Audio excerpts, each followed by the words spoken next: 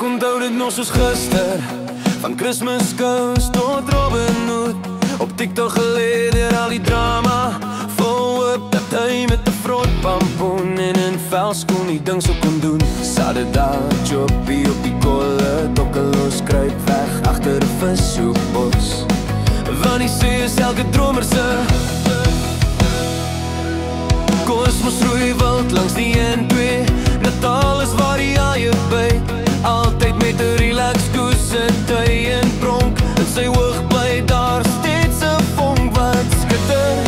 Vanaand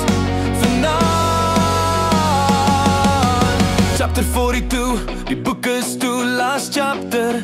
Vanaand spring ek maar vir fun, saam Jan en sy raptor. Ons was vir 'n wyle soos twee boesemvriende.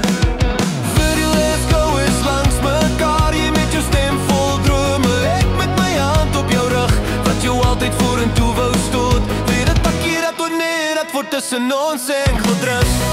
Verlang al af op klein verhoor, sonder dat jy dit eens geweet het. Het ek jou nooit gedra soos geheime, toe al in jou geglo, al was die pad nog lang, dat ons eendag saam sou opstaan. En toe kom die ligte, die mense, die lawaai, die wêreld wat skielik jou naam wou hê. Saam met rondom skadu wees en fluisteringe wat tussen ons ingeplit het. Saam met hulle twee het alles lyne getrek, tussen hart en stories gespin, waar die siel nie kon stil maak nie. Voor ek dit kon keer, het afstand sy hand tussen ons ingedruk. Jy sing vandag vir duisende, ek onthou net die een wat ek toe geken het. Die een saam wie ek gedroom het, toe omtrent niemand nog geluister het.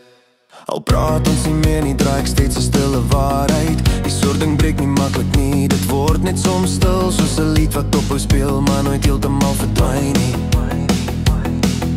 Die einde het by die video begin, die see se stilte is nie meer dieselfde, want van alles weet jy, vir altyd net 1/11.